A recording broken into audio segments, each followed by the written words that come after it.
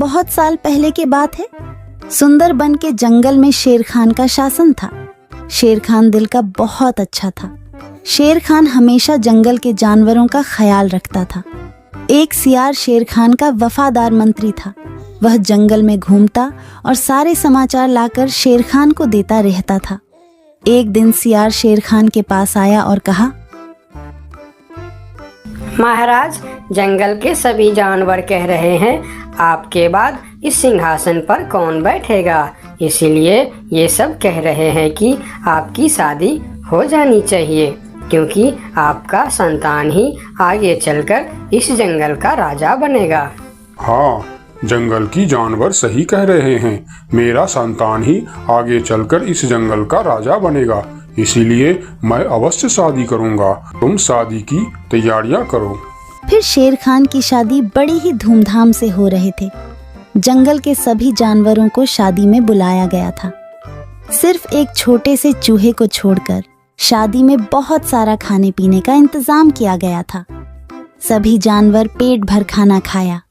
इधर चूहा को निमंत्रण ना मिलने के कारण वह बहुत गुस्से में था। ये शेर तो बड़ा ही घमंडी निकला। उसने मुझे शादी में ना बुलाकर मेरा अपमान किया है। मैं इसका बदला अवश्य लूंगा।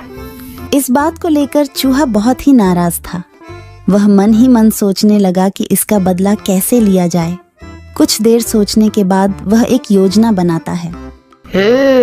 मैं भी शादी करूंगा। हाँ, मैं भी शादी करूंगा। बड़ी धूमधाम से शादी करूंगा और शादी में उस शेर को छोड़ के सभी को आमंत्रित करूंगा। हाँ, यही ठीक रहेगा। फिर चूहे ने शादी करने का फैसला कर लिया और वह अपने लिए एक दुल्हन ढूंढने निकल पड़ा। थोड़ी दूर जाने के बाद उसे एक दुल्हन दिखाई पड़ा। फिर चूहे ने उसके पास जाकर कहा, शादी तो मैं कर लूं, लेकिन इसके साथ से तो मैं बिल्कुल नहीं शादी करूंगा। मेरी दुल्हन तो उस घमंडी शेर के दुल्हन से भी सुंदर और शक्तिशाली होनी चाहिए। फिर चूहा आगे जाकर एक पेड़ के नीचे रुक गया। दुल्हन की खोज को लेकर चूहा चिंतित हो गया। वह सोच रहा था कि भला इतनी सुंदर और शक्तिशाली दुल्हन उसे कहाँ मिलेगा। यह सोचते सोचते वह चल ही रहा था कि उसकी नजर आसमान की तरफ गई। उसने देखा कि सूर्य भगवान आसमान में चमक रहे हैं। तभी उसके दिमाग के बत्ती जली। अरे वाह, सूर्य भगवान तो सबसे शक्तिशाली है। कितना तेज है उनका। यही ठीक रहेगा। उनकी बेटी सुंदर भी होगी और शक्तिशाली भी। फिर चूहा एक पेड़ के नीचे ध्यान लगाते हुए बैठ गया और सूर्य भगवान को तपस्या करने लगा। ओम सूर्याय नमः, ओम सूर्याय नमः, ओम सूर्याय नमः। इधर चूहे को तपस्या करते हुए देखकर सूर्य भगवान बहुत आश्चर्य हुए कि यह नन्हा सा चूहा उनकी तपस्या क्यों कर रहा है। फिर सूरज भगवान चूहे के सामने प्रकट हुए। बोलो नन्हे से चूहे, तुम मेरे तपस्या क्यों कर रहे हो? क्या चाहिए तुमको? तुम जो मांगोगे मैं तुम्हें वह सब दूंगा। हे भगवान, आप आगे। मुझे तो अपनी आंखों पर यकीन नहीं हो रहा है कि एक नन्हा सा चूहे की बात सुनकर आप मेरे पास आ गए। हाँ, मैं सचमुच तुम्हारे पास आया हूँ। बोलो तुम्हें क्या चाहिए? भगवान, मैं शादी करना चाहता हूँ। अरे वाह, यह तो बहुत ही अच्छी बात है। इसमें मैं तुम्हारा क्या मदद कर सकता हूँ? मैंने यह प्रण किया है भगवान कि जो दुनिया में सबसे ज्यादा शक्तिशाली होगा मैं उसके बेटी से ही शादी करूँगा और आप इस दुनिया में सबसे शक्तिशाली हो। इसीलिए मैं आपकी बेटी से शादी करना चाहता हूँ। चूहे की बात सुनकर सूर्य भगवान सोच में पड़ जाते हैं कि मैं इस छोटी सी चूहे के साथ अपनी बेटी का शादी कैसे कर सकता हूँ। और फिर उन्होंने मन ही मन सोचने लगे, यह चूहा तो बिल्कुल पागल लग रहा है। इससे भला मैं अपनी बेटी की शादी कैसे करवा सकता हूँ? कुछ भी करके मुझे इससे छुटकारा पाना ही होगा, मगर कैसे? मुझे जल्दी कुछ करना पड़ेगा। तभी उनके मन में एक ख्याल आया और उन्होंने चूहे से कहा, अरे यह तो बहुत ही अच्छी बात है। कि तुम मेरी बेटी से शादी करना चाहते हो। मुझे अपनी बेटी के लिए तुमसे अच्छा वर और कहाँ मिलेगा। सूर्य भगवान का बात सुनकर चूहा मन ही मन बहुत खुश हो गया और उसके मन में लड्डू फूटने लगे। तभी सूर्य भगवान बोलते हैं, लेकिन एक समस्या है, मैं दुनिया का सबसे शक्तिशाली नहीं हूँ और तुमने प्रण किया है कि जो दुनिया में सबसे ज़्यादा शक्तिशाली होगा तुम उसी के बेटी से शादी करोगे। अगर तुमने मेरी बेटी से शादी की तो तुम्हारा प्रण टूट जाएगा। हे भगवान, ये आप क्या बोल रहे हो? आपसे भी शक्तिशाली? आपसे शक्तिशाली भला इस दुनिया में और कौन हो सकता है?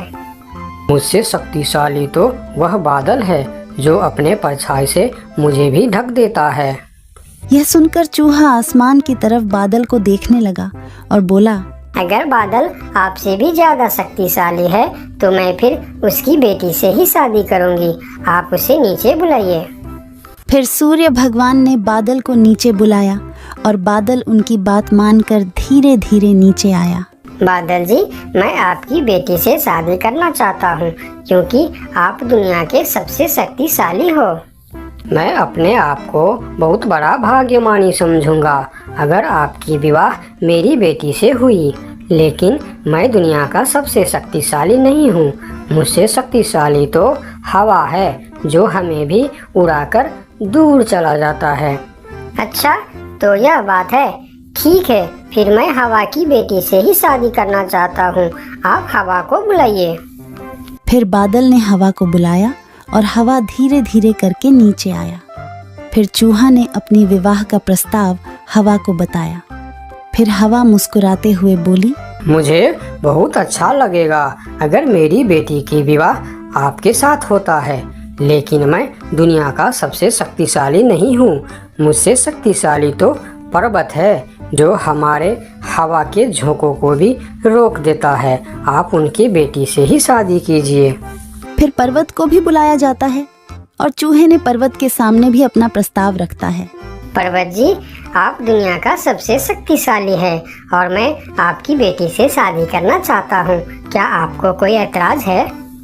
मुझे भला क्या ऐतराज हो सकता है? आप मेरी बेटी से विवाह करना चाहते हैं, यह बहुत ही अच्छी बात है, लेकिन मैं भी दुनिया का सबसे शक्तिशाली नहीं हूँ। ये आप क्या कह रहे हैं? मैं यकीन नहीं कर सकता कि आपसे शक्तिशाली भी दुनिया में और कोई होगा। हाँ है, मेरे शिखर पर एक मोटा सा चूहा रहता है। वह मुझे रोज कुतर कुतर के वहाँ एक बड़ा सा सुरंग बना लिया है और उसमें अपने बच्चों और परिवार के साथ रहता है। वह मुझसे भी शक्तिशाली है। आप उसी के बेटी से क्यों नहीं शादी कर लेते? अगर ऐसी बात है तो फिर आप मुझे ले चलो उसके पास। मैं उसके बेटी से ही शादी करना चाहता हूँ। फिर सब मिलकर उस मोटे चूहे के पास जाता है और उसके पास उस नन्हा सा चूहा का शादी का प्रस्ताव रखता है।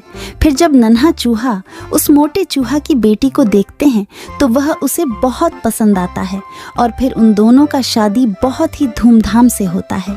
नन्हे चूहे ने जंगल की सारे जानवरों को निमंत्रण दिया, लेकिन शेर से बदला लेने के लिए उसने उनको निमंत्रण नहीं भेजा।